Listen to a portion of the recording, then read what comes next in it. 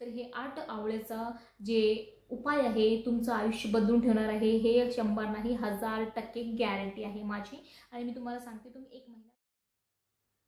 नमस्कार भक्तांनो, तुमचं सगळ्यांचं मनापासून स्वागत आहे तुमच्या चॅनलमध्ये वेळ फक्त स्वामीचे. तर खूप असं अडचण चालू आहे ना पैशाची की काय सांगू. जेवढे भी पैसे आहेत ते महिन्याच्या आधी संपून जातात, लोकांकडे मागावं लागतं, आपले काम स्वतःची होत नाही, घरीत लक्ष्मी टिकत नाही, आपली बरकत होत नाही. कितीही पैसे आणा पण 1ही रुपये महिन्याच्या शेवटीला तो 1ही रुपये राहत नाही, बरकत नाही. एवढं मेहनत करता तरी सुद्धा हातामध्ये पैसा टिकत नाही. खूप मेहनत करते पण ज्या लायकीची नोकरी आहे ती नोकरी भेटत नाही. लोकांना दिलेले आहेत की ती पैसे, आमचे स्वतःचे पैसे आम्हाला 100दा फोन करून मागावं लागतं, तर ते व्यक्ती पैसा देत नाही. काय करायचं काहीच कळत नाही. हे माझी मैत्रिणीचा कॉल होता.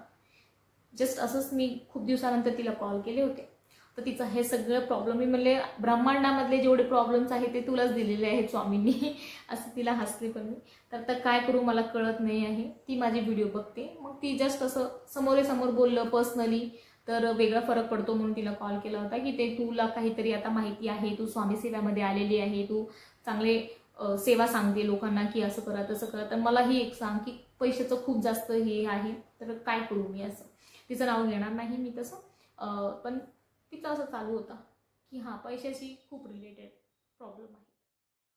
कारण आता श्रावणचा महिना चालू आहे, तर म्हणले की चला तुमच्यासोबत मी शेअर करू. कारण तिला प्रॉब्लेम असेल तर कदाचित कोणाला ना कोणाला तरी प्रॉब्लेम असेलच, आणि 99% सगळ्या लोकांना पैशाचा प्रॉब्लेम असतोच. तर काय होतं तो उपाय जे आपल्याला आई लक्ष्मीला प्रसन्न करायचा आहे. पैसा म्हणजे आई लक्ष्मी, विद्या म्हणजे आई सरस्वती, गणपती म्हणजे विद्या. तुम्हाला अभ्यासामध्ये हुशार व्हायचं आहे, मानसिक लेवलवरती तुम्हाला हे करायचं आहे, तर तुम्ही आई सरस्वतीची पूजा करा, गणपती बाप्पाची पूजा करा जे की विद्याचे देवता आहे. तुम्हाला पैसा पाहिजे, तुम्ही कुबेर महाराजांची सेवा करा, तुम्ही आई लक्ष्मीची सेवा करा, तुम्ही तुमच्या कुलदेवतांची सेवा करा, तुम्ही तुमच्या पित्रांची सेवा करा, तुम्ही तुमच्या गुरुची सेवा करा. कारण जोपर्यंत कुलदेवत खुश आहे, तुमचे पित्र खुश आहेत, गुरु ऑटोमॅटिक खुश राहणार. आणि जेव्हा आपले हे सगळे बाजू स्ट्रॉंग असणार आहेत तेव्हा आई लक्ष्मी ही प्रसन्न राहणार आहे. कारण आई लक्ष्मी दुसरं तिसरं कोणी नाही, आपली कुळदेवीचा अवतार आहे. प्रत्येकांच्या कुळदेवी ते तुळजा भवानी असो तुळजापूरची, किंवा सप्तशृंगी माता असो गडाची, किंवा माहुरची रेणुका देवी असो, कोणतीही कुळदेवी असो ती साक्षात लक्ष्मीचा अवतार आहे. त्याच्यामुळे कुळदेवींना कधीही तुम्ही नाराज करू नका. मी प्रत्येक व्हिडिओमध्ये सांगते कुळदेवींना कधीही नाराज करू नका. तर ही तर गोष्ट झाली कुळदेवीची. पण आता पण कुळदेवीला प्रसन्न कसं करायचं, कुळदेवी म्हणा किंवा आई लक्ष्मीला कसं प्रसन्न करायचं जेणेकरून आपल्या आयुष्यामध्ये सगळे पैशाशी रिलेटेड जी काही प्रॉब्लेम आहे ते टाटा बाय होऊन जायला पाहिजे. तर सर्वात महत्त्वाची सेवा आता श्रावण आहे तर तुम्ही नक्की करा. कारण मी प्रत्येक व्हिडिओमध्ये सांगते जे वेळ असतो ना त्याचा महत्त्व असतो. आपण तीच पूजा, आपण महादेवाची पूजा श्रावणमध्येच का सांगितलं जातं, एवढं का केलं जातं, आपण इतर महिन्यामध्ये का करू शकत नाही, आपण वर्षभर का करू शकत नाही किंवा का करत नाही. तर त्याच्यामध्ये काहीतरी अर्थ असतो, लॉजिक असतात, शास्त्र असतो. कारण की जे वेळ आहे, जे महिना आहे त्याचं महत्त्व असतं. महालक्ष्मीची पूजा आपण दिवाळीमध्येच का केलं जातो, एरवी का करत नाही, एवढं मोठं फटाके का वाजत नाही, फराळी का बनवत नाही, त्याचा महत्त्व असतो. जे सेवा आपण तेच करतो, देव तेच असतात, आपण सगळे तेच असतो. महत्त्व जे वेळ असते, जे मुहूर्त असतं, त्या मुहूर्तामुळे, त्या वेळेमुळे, त्या तिथीमुळे तो जी सेवा आहे त्याचा पुण्य 100 पटीने तुम्हाला भेटतं. ओके. तर त्याच्यामुळे श्रावण महिन्यापासून तुम्ही ही सेवा सुरुवात करा. कोणतीही गोष्टी तुम्ही सुरू करणार आहे तर श्रावण आहे आपलं चालू, तर अजून कोणतं तुम्हाला शुभ मुहूर्त पाहिजे तर श्रावणपासून तुम्ही ही सेवा सुरुवात करा. ती काय सेवा आहे, कुलदेवीची आपल्याला सेवा करायची आहे. चॅनलवरती व्हिडिओ अपलोडेड आहे. ॲक्च्युली कसं कुलदेवीची सेवा करायची आहे मी प्रॉपर स्वतः करून दाखवलेलं आहे, कारण मी स्वतः करतच राहते सगळ्या सेवा. तुम्हाला सुद्धा मी डेमो व्हिडिओ म्हणून करून चॅनलवरती अपलोड आहे, ते नक्की बघा एकदा. कुलदेवीची ओटी कशी भरायची, मंत्रजाप कसे करायचे आहे, कुलदेवीची कुंकुमार्चन कसं करायचं आहे, त्यांचा अभिषेक कसं करायचा आहे, सगळ्या गोष्टी मी त्याच्यावरती डिस्कस केलेल्या आहे, एकदा नक्की बघा. आणि त्यानंतर आपल्याला शुक्रवारी संध्याकाळी श्रावणमध्ये जेवढेही शुक्रवार येणार आहेत, अमावस्या येणार आहेत, पौर्णिमा येणार आहेत, आणि शक्य झालं तर मंगळवार करू शकता, नाहीतर शुक्रवार तुम्ही कोणतेही मंगळवार शुक्रवार कोणतेही वार करा. शुक्रवार करा, आई लक्ष्मीचा वार असतो. तर आपल्याला आवळे जे की आई लक्ष्मीला खूप प्रिय असतात, तर एक तर ती पूजा करा जे मी तुम्हाला सांगितलेलं आहे, त्यांना अभिषेक करायचा आहे, त्यांना आवडती फुलं वाहायचे, त्यांना आवडतं, त्यांना जे पान आवडतो खायला मधुपान, तो पान कसं तयार करायचं, तर सगळ्या गोष्टी मी त्या व्हिडिओमध्ये डिटेलमध्ये सांगितलेलं आहे, ते तुम्ही एकदा बघा. तर त्याच्यामध्ये सांगितलेलं आहे. तर ते सगळी सेवा, ती सगळी सेवा आपल्याला सेवा करायची आहे. दुर्गासप्तशतीचा पाठ करायचा आहे, कुंकुमार्चन करायचं. सगळं केल्यानंतर आपल्याला आई लक्ष्मीला विड्याचा पान, गुलाबाचा पान, गुलाबाचं जे फूल आहे त्याला अत्तर टाकून त्यांना अर्पण करायचं आहे, विड्याचा पान त्यांना अर्पण करायचं आहे. त्यानंतर आवळे जे आहेत, आवळे आपण जे खातो आवळा, तो आवळा, त्यात 8च आवळे, 1 2 3 4 5 6 7 8 आवळे त्यांना नैवेद्य म्हणून दाखवायचं आहे, त्यांना अर्पण करायचं आहे. आई लक्ष्मीला आवळे खूप जास्त प्रिय आहेत. तर आई लक्ष्मीला आपल्याला प्रसन्न करायचं आहे. जसं आपली मुलं आपल्याला प्रसन्न करतात आणि आपण त्यांना न मागता ती वस्तू आणून देतो की नाही माझा मुलगा माझा ऐकतो, तुमचा मुलगा न सांगता 90% 99% जर रिझल्ट्समध्ये आला तर तुम्ही खुश होऊन काय त्यांची आवडती वस्तू त्यांना आणून देतात. तसंच ती आई आहे आपली, आपल्याला त्यांना प्रसन्न जर केलं ना तर तुम्ही तोंडातून एकतर आपण मागायचं नाही काहीच. सर्वात मोठी आपण ही चूक करतो की आपण देवांना मागत राहतो सारखं, मला हे दे, मला दे दे दे दे, बंगला दे, गाडी दे, घोडा दे, घर दे, नवरा दे, लेकरू दे, सगळ्या गोष्टी आपण मागत राहतो. तर आपल्याला मागणं बंद करायचं आहे. आपल्याला शांत प्रकारे आपली फक्त सेवा करायची, काहीच मागू नका.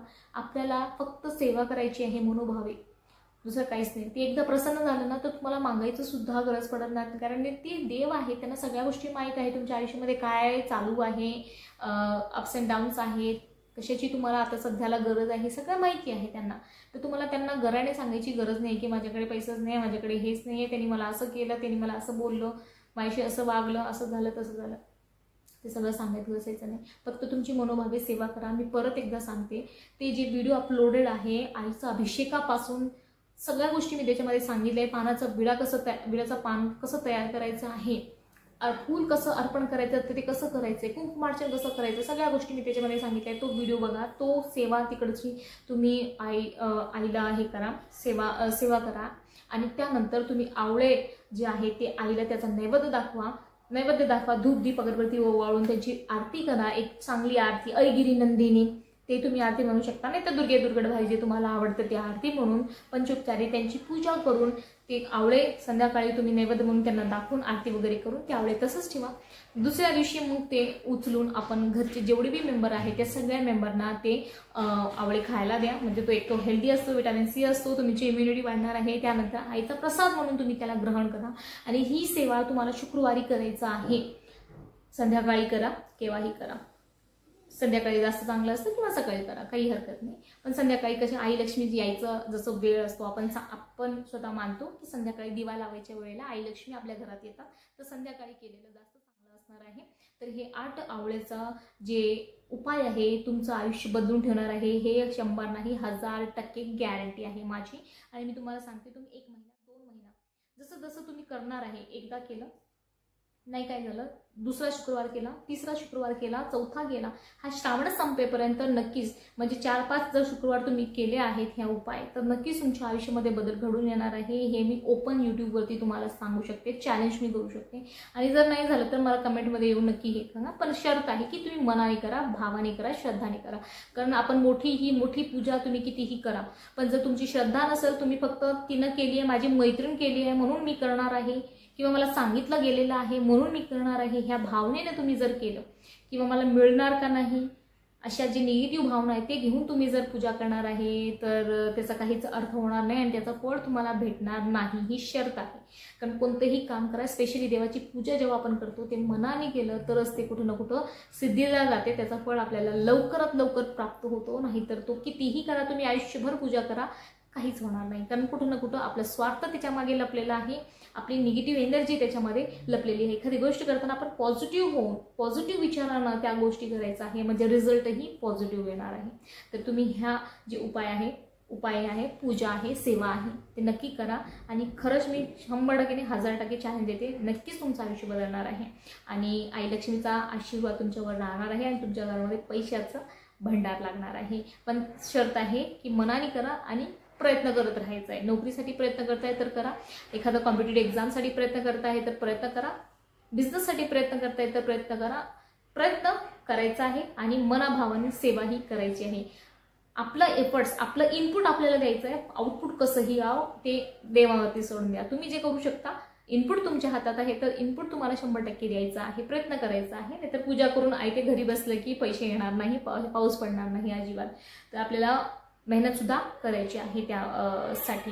तर व्हिडिओ आवडला असेल तर लाईक सबस्क्राईब नक्की करा, हा उपाय नक्की करा. श्रावण अति पवित्र महिना आहे, ज्याने एक सेवा जो तुम्हाला 100 पटीनं त्याचा मल्टिप्लाय होऊन तुम्हाला त्याचं फळ भेटतं. तर श्रावणपासून नक्की सुरुवात करा ह्या सेवेला. नक्कीच आयुष्यामध्ये खूप मोठा बदल घडून येणार आहे. आणि जर काही पॉझिटिव्ह झालं तरी मला कमेंट करून सांगा, आणि निगेटिव्ह झालं तरी मला कमेंट करून सांगा. निगेटिव्ह होणारच नाही, कारण तुम्ही एवढं मनानं आईची सेवा करताय, तर निगेटिव्ह तर अजिबात होणार नाही. निगेटिव्ह विचार सुद्धा आणू नका.